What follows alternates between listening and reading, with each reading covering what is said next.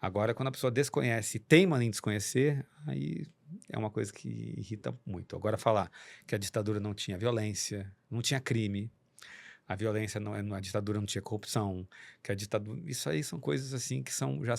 A historiografia, ela comprova, de novo, mas algumas pessoas negam por, às vezes, relativizar algo histórico, que é uma coisa que a gente sofre bastante. Mas, Nossa, imagina, enfim. hein? Você está assistindo a um corte do Conversaria Podcast. Dê o like, dê o hype e se inscreva no nosso canal.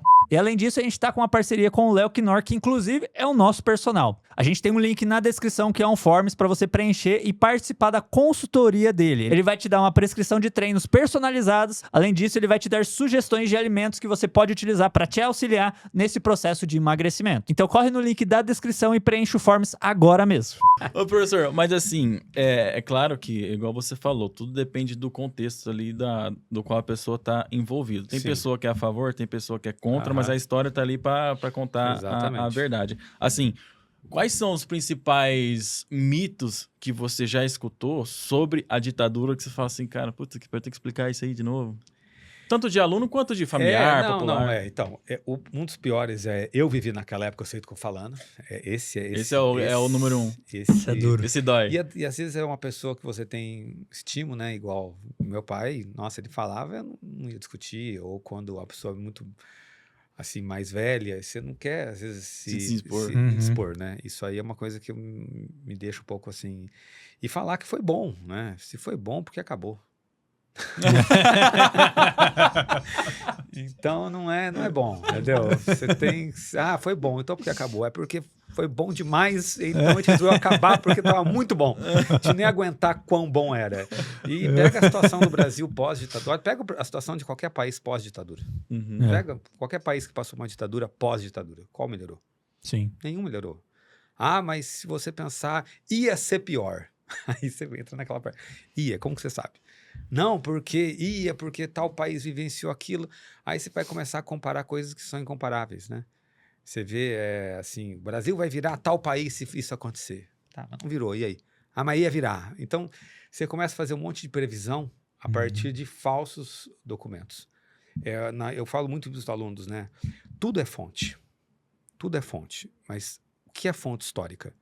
É o que um historiador, um cara profissional da área, analisa, e eu volto a dizer, fala, isso tem relevância, então eu vou colocar no pacote da relevância.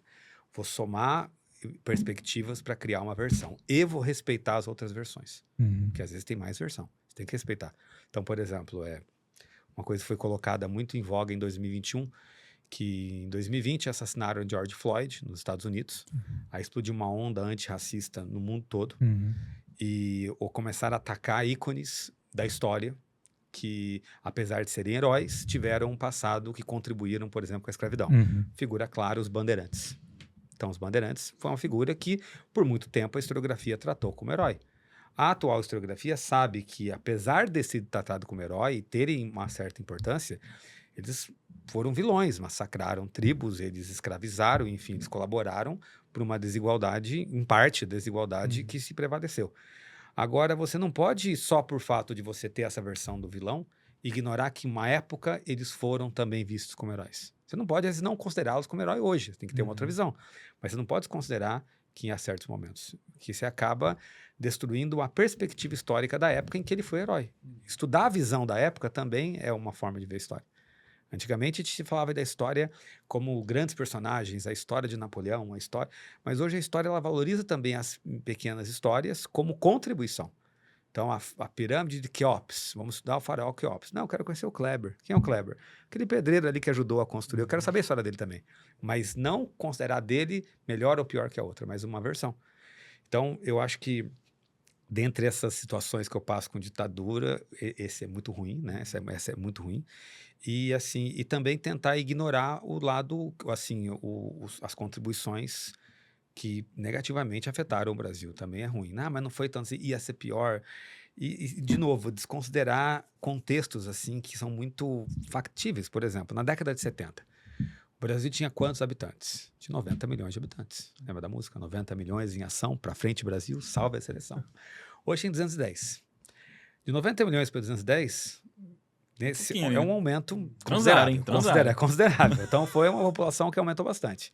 E a expectativa de vida aumenta, enfim, muitas mudanças.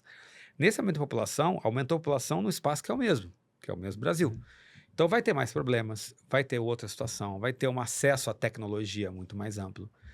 Então, quando você começa a ver uma negativa do que aconteceu de ruim, isso também é uma coisa muito ruim dentro eu como professor, que eu fico um pouco... Não, assim, volto a dizer, depende de quem pergunta. Se a pessoa desconhece, aí é um prazer poder instruí-la a conhecer a partir do que é documentado. Agora, quando a pessoa desconhece e teima em desconhecer, aí é uma coisa que irrita muito. Agora, falar que a ditadura não tinha violência, não tinha crime, a violência, a ditadura não tinha corrupção, que a ditadura... Isso aí são coisas assim que são... A historiografia, ela comprova, de novo, mas algumas pessoas negam por, às vezes, relativizar algo histórico, que é uma coisa que a gente sofre bastante. Mas, nossa, imagina, hein? Hoje em dia, a sala de aula deve ser complicado com esse viés político que hoje vem muito forte, né? Bem, muito, muito forte, porque hoje a informação, ela é muito acessível, né? Você dá a sua opinião sem embasamento é muito fácil. E, assim, eu acho que tem que... Mas se entre esse jovem é construído um local, assim, sadio de debate, é bom até. Sim. Ele trazer uma opinião contrária e se basear no que a documentação traz. Agora, tem que ter essa abertura. Eu acho bom, às vezes, uma pergunta mesmo... Não existe pergunta ruim, né? Se você contraria o que é cientificamente comprovado, realmente é ruim. Aí eu...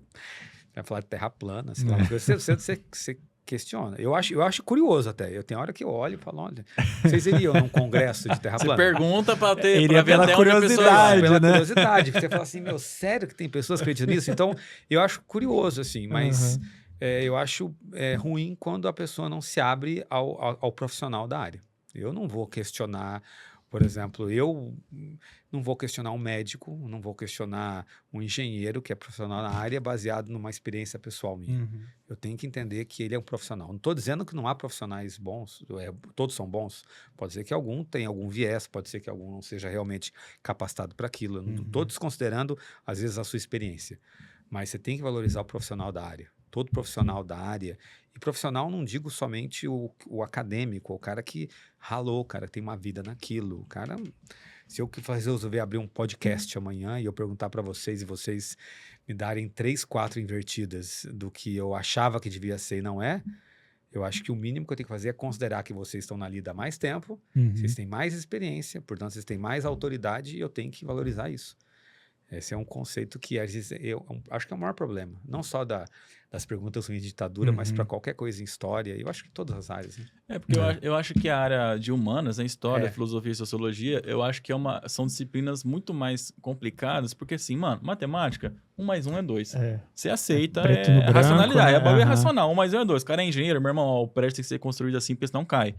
Agora, humanas, assim, apesar de ter os documentos lá comprovando...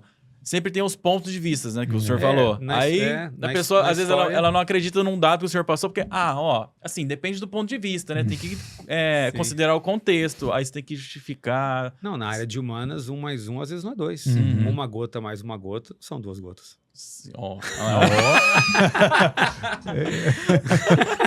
Eu não peguei. Coloca uma gota, coloca outra, não vou separar, mas qual que é a gota? É uma gota maior, então é outra coisa. É uma gota, 2 virou 1. Exatamente. Aí, ó.